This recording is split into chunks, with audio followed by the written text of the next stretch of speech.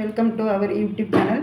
இப்போ நான் என்ன பண்ணுறேன்னு பார்த்தீங்கன்னா, அந்த பெண்களுக்கு இந்த பீரியட்ஸ் டைமில் ரொம்ப ரத்தப்போக்கு அதிகமாக போகும். ஏன்னா அவங்களால சமாளிக்கவே முடியாது. ஏன்னா இதிலலாம் நான் அனுபவப்பட்டிருக்கேன். அதனால் இதுக்கு நம்ம எவ்வளோ தான் நம்ம மெடிசன் எடுத்தாலும் டாக்டர்கிட்ட போனாலும் என்ன ஒரு அளவு கேட்கும், ஒரு அளவு கேட்காது. நம்ம ரொம்ப மெடிசன் மருந்து போட போட என்ன ஆகுன்னு கேட்டிங்கன்னா, நம்ம உடம்பு ஊதி போயிடும். நமக்கு ஒரே தூக்கத்தில் வச்சிடும். நம்மளால் எந்திரிக்க கூட முடியாது. ஏன்னா ரொம்ப சோர்வாக இருக்கும். அதனால் நம்ம கொஞ்சம் கை வைத்தியம் பார்க்குறது ரொம்ப நல்லது. அதனால் நான் எடுத்து வச்சுருக்கேன். இங்கே பாருங்கள், இது சாலியல். இந்த சாலியல் நான் 3 டீஸ்பூன் இந்த அளவுக்கு நான் எடுத்து வச்சுருக்கேன். இதை நான் எடுத்து நல்ல பொண்ணு போல் ஒரு கடாயில் போட்டு நல்லா வறுத்து வச்சுருக்கேன். இது காஞ்ச கடாயில் தான் இதை போட்டு நம்ம வறுக்கணும். ஏன்னா எண்ணெயோ தண்ணியோ எதுவும் நம்ம சேர்க்கக்கூடாது. நம்ம இதை எடுத்து நம்ம வறுக்கும்போது இந்த எள்ளு போட்டு வறுத்தா எப்படி பட்டு பட்டுன்னு தெரிக்கும், அந்த மாதிரி இந்த இது நல்லா உடையும். அந்த உடையிற ஸ்டேஜில் நம்ம ஸ்டவ்வை ஆஃப் பண்ணிடணும். நம்ம தீஞ்சிடக்கூடாது. இதுதான் அந்த பச்சை சாலியல். கேட்டிங்களா? மருந்து கடையிலையும் இருக்குது, இப்போ எல்லா ஸ்டோர்லேயும் இருக்க தான் செய்யுது. இந்த சாலியலை இந்த மாதிரி வாங்கி நான் இந்த அளவுக்கு 3 டீஸ்பூன் எடுத்து நான் வறுத்து பொடி பண்ணி வச்சுருக்கேன்.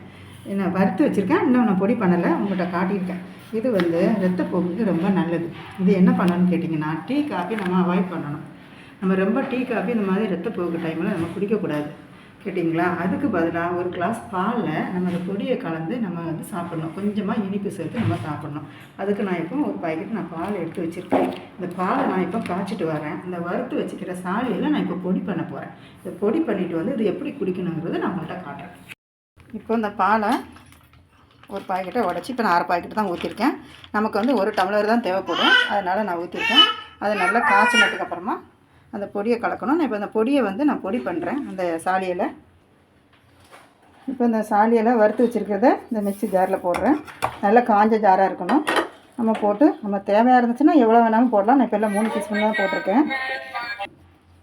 இங்கே பாருங்கள், இது கம்மியாக இருக்கிறதுனால கொஞ்சம் அரையிறதுக்கு இதாக இருக்குது, ஓரமாக கிடந்துக்குது. நம்ம நிறைய வேணால் கூட நம்ம அரைச்சி நல்லா டப்பாவில் போட்டு நம்ம வச்சுக்கலாம். அது வெளியே கூட வைக்கலாம், ஃப்ரிட்ஜில் வைக்கணும்னு ஒன்றும் அவசியம் இல்லை.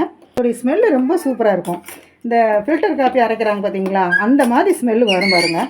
இது குடிக்கிறதுக்கு நல்ல ஆசையாக தான் இருக்கும். அதனால் எந்த கெட்டமான வாடையெல்லாம் வராது. அதனால் இதை நம்ம நல்லபடியாக இது சாப்பிட்றது ரொம்ப நல்லது. இப்போ இன்னொரு வாட்டி நான் இன்னொரு சுற்று போடுறேன். இப்போ பாருங்கள், நல்லா பொடி பண்ணிட்டேன். இந்த சாலியல் பொடி ரெடி ஆகிடுச்சு. மிக்ஸி ஜாரில் போட்டு அரைச்சிட்டேன். அதே மாதிரி இப்போ இந்த பாலும் பாருங்கள் நல்லா கொதிச்சிச்சு. ஒரு கொதி கொதிச்சாலே போதும். இப்போ நம்ம ஸ்டவ்வை ஆஃப் பண்ணிடலாம். இந்த பாலை நானும் காய்ச்சிட்டேன். இப்போ பொடியும் அரைச்சி ரெடி பண்ணி வச்சுட்டேன். இப்போ பாருங்கள், இப்போ இதெல்லாம் 1 டம்ளர் பால் நம்ம எடுத்துக்கலாம். 1/2 டம்ளர் பால் குடிக்காதவங்க இருந்தால் கூட சரி, இந்த மாதிரி சாப்பிடும்போது நல்லா 1 டம்ளர் பால் தான் ஊற்றணும். 1/2 டம்ளர்லாம் ஊற்றாதீங்க. நமக்கு உடம்பு நல்லா ஆகணும். இது ஒரு மருந்து மாதிரி தான். இது கூட 1 டீஸ்பூன் போட்டாலே போதும். இந்த பொடி இது கூட 1 டீஸ்பூன் சர்க்கரை போதும். நம்ம நல்லா கலக்கணும். அந்த சூட்லேயே இந்த வறுத்து வச்சு பொடி பண்ண சாலியல் நல்லா வெந்துடும். நம்ம குடிக்கிறதுக்கும் நல்ல டேஸ்ட்டாகவும் இருக்கும். இதை நம்ம ஒரு நாளைக்கு 2 வேளை 3 வேளை கூட நம்ம குடிச்சிக்கலாம். காலையில், அதுக்கப்புறம் ஒரு 2 ஹவர் கழிச்சு, அப்புறம் ஈவினிங் குடிக்கலாம். இதனால் எந்த பாதிப்பும் வராது நமக்கு.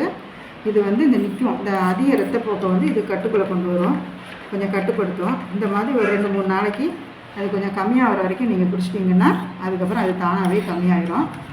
அதே போல் ரொம்ப காரமும் சேர்க்காதீங்க.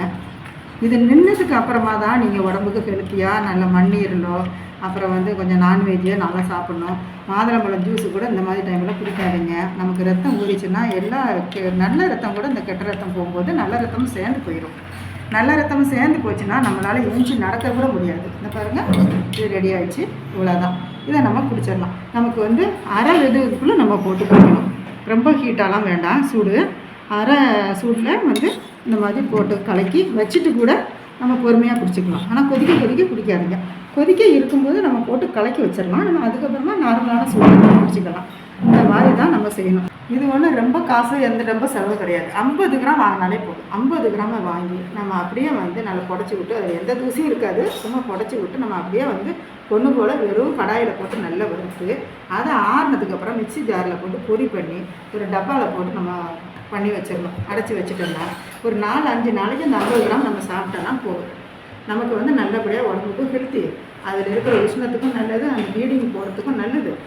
என்ன அதே மாதிரி இன்னொன்று நான் சொல்கிறேன் உங்களுக்கு, அந்த அதிகமாக அந்த வெள்ளைப்படுது பார்த்தீங்களா, ஒயிட் படுப்பாங்க, சில லேடிஸுங்களுக்கு படும், சில பேருக்கு படாது, சிலவங்களுக்கு படும்.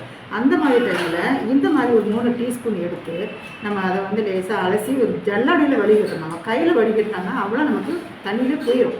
ஒரு ஜல்லடையில் போட்டு ஒரு 2-3 டீஸ்பூனை போட்டு நம்ம வடிகட்டி எடுத்து வச்சுக்கிட்டு நல்ல ஒரு டம்ளர் தண்ணியில் ஒரு 10 நிமிஷம் ஊற வச்சுட்டு அதுக்கப்புறமா அதை நம்ம அடுப்பில் வச்சு காய்ச்சணும். அது காய்ச்சும்போது அப்படியே வந்து ஒரு மாதிரி கண்ணுக்கெல்லாம் பிசுனு மாதிரி வரும். அந்த பாதாம் பிசினி ஊற வைக்கிறோம் இல்லையா, அது மாதிரி வரும்.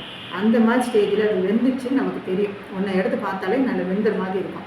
வெந்ததுக்கப்புறமா இந்த மாதிரி ஒரு பால் வந்து ஒரு கவர் உடச்சி நம்ம அதை காய்ச்சி அதில் வந்து ஒரு 3 டீஸ்பூனுங்கும் போது நம்ம 1 டம்ளர் 1.25 டம்ளர் பாலை ஊற்றி அதையும் அதில் சூடு பண்ணி அதிலே சர்க்கரை போட்டு அரை வெதுப்பாக நம்ம குடிக்கணும்.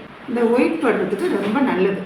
இந்த மாதிரி சாலியெல்லாம் பாலில் போட்டு காய்ச்சி குடிக்கிறது ஒயிட்டு போகிறதுக்கு அது கொஞ்சம் கட்டுப்பாடாக தடுக்கும். நல்ல அது இந்த சாலியலில் நிறைய மருத்துவ குணம்லாம் அடங்கியிருக்கு. சாலியல் வந்து கர்ப்பப்பைக்கு நல்ல வலு தரும் கேட்டிங்களா, கர்ப்பப்பைக்கு ரொம்ப நல்லது. குழந்தை பெற்றவங்களுக்கும் நாங்கள் அந்த தேங்காய் சோத்தில் கூட அந்த சாலியல் போடுவேன். நான் ஏற்கனவே வீடியோ போட்டிருக்கேன், அந்த சாப்பாட்டில் கூட நாங்கள் போட்டு நாங்கள் செஞ்சு சாப்பிட்ருக்கோம்.